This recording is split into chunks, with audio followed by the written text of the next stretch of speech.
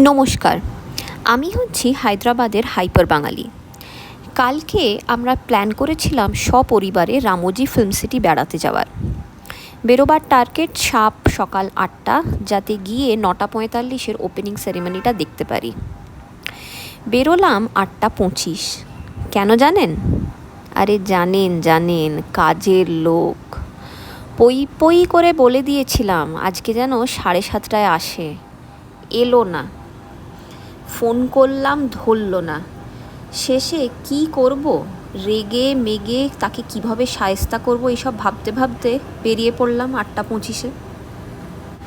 পৌঁছলাম প্রায় 9:45। Opening ceremony তো চুলোয় গেল, সে না হয় থাক। তারপরে দিব্যি বসে ওই ম্যাজিক মুভি শোটা দেখছিলাম। এমন সময় চোখে পড়ল একটা জিনিস, একখানা রামোজি ফিল্ম সিটির ব্রোশার। আমাদের কিছুরও আগেই একজন মহিলা সেটা হাতে নিয়ে বসেছিল এবং তার পুরো পরিবার সেটার ওপর হামলে পড়ে দেখতে দেখতে কী সব যেন আলোচনা করছিল। সত্যি তো, এই যে ভীষণ বড় মিস হয়ে গেছে। ব্রোশার নিনি তো কী হবে? কত গুপ্ত জিনিস, তথ্য, উপদেশ ওরই তো ভেতরে আছে লুকিয়ে। কি করব? মন উত্তেজনায় ভরে গেল। তারপর থেকেই চুকচুক ব্রোশার পাবো কোথায়? একখানা জোগাড় করলাম প্রায় 1 ঘন্টা পরে ইনফরমেশন ডেস্ক থেকে। নিয়ে আমার বহুমূল্য পুরস্কারটি তুলে ধরলাম আমার পরিবার, অর্থাৎ আমার বর, 4 বছরের কন্যা, শ্বশুর শাশুড়ি সবার কাছে। দেখলাম কেউই তেমন উৎসাহ দেখালো না। বর সৌজন্যের খাতিরে একবার দেখে বলল, প্রচুর দেখার জায়গা আর শো, এত কিছু কভার করা যাবে না। বাসে করে যেতে থাকি, যেখানে যেখানে ভালো লাগবে সেখানে বেশিক্ষণ সময় কাটাবো, অন্য জায়গাগুলোয় কম সময় থাকবো। আর শেষমেশ সেটাই কিন্তু করা হলো। হাইপার বাঙালি বলে কথা, মাথার থেকে একটা চিন্তা যেতেই আর একখানি হানা দিল। আশেপাশে দেখছি সবাই প্রচণ্ড সেজেগুজে ঘুরে বেড়াচ্ছে। কে শিফনের শাড়ি জওয়ানি দিওয়ানি স্টাইলে ড্রেপ করেছে, কারোর আবার হট প্যান্টস, কারোর কোয়াড সেটস, কত রকমের স্টাইলিশ সব জ্যাকেট। আর ড্রেসের তো বাবা কত যে বাহার, সে বলে শেষ করতে পারবো না। আর কাল তো 17ই আগস্ট ছিল, এক্সটেন্ডেড উইকেন্ড, পিল পিল করছে লোক। ওরে বাবারে, চারিপাশে দেখছি আর ভাবছি যে আমাকে কিরম যেন একটা ঝোড়ো কাক মনে হচ্ছে এদের সামনে। কিন্তু সবাই কেন এত সেজেছে? ও বুঝেছি, রামোজিতে তো শুটিং চলতেই থাকে।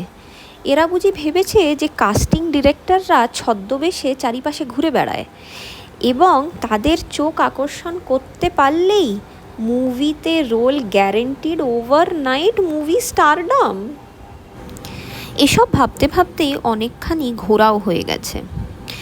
ওই স্কেয়ারি হাউসটার থেকে বেরিয়ে ভাবছি, মানুষের মন নানান আবেগ উপভোগ করার জন্যে কতখানি ক্ষুধার্ত থাকে, তাই না? নইলে হঠাৎ জেনে শুনে মানুষ ভয় আঁতকে উঠে ছেড়ে দে মা কেঁদে বাঁচি পরিস্থিতিতে কেন পড়েন বলুন তো? এইসব ভাবছি, এমন সময় দেখি এক তরুণী ভীষণ ব্যস্ত হয়ে এগিয়ে আসছে আমাদের দিকে।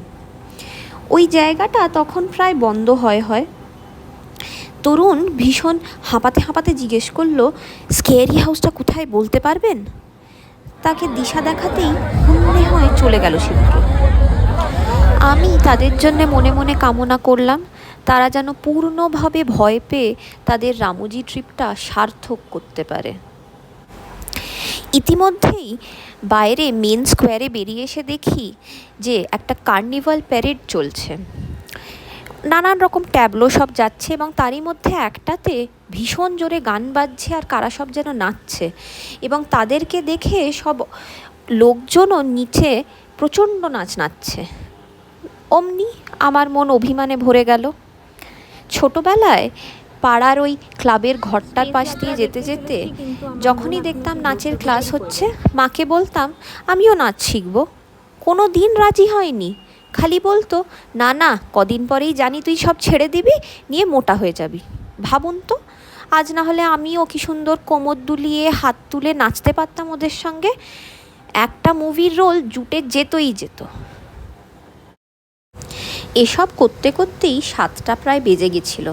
সুতরাং বাঁশি টাশি বাজিয়ে ঝাঁটিয়ে তাড়িয়ে দিল আমাদেরকে। ঘোরা বেড়ানো তো রামোজিতে যা হওয়ার হলো, তবে ওই ঝাঁঝা করা রোদ্দুরের মাঝে আমার মেয়ের তৃপ্তি করে আইসক্রিম খাওয়া দেখাটাই বোধহয় আমার সবচেয়ে শ্রেষ্ঠ এবং স্মরণীয় অনুভূতি হয়ে রয়ে যাবে।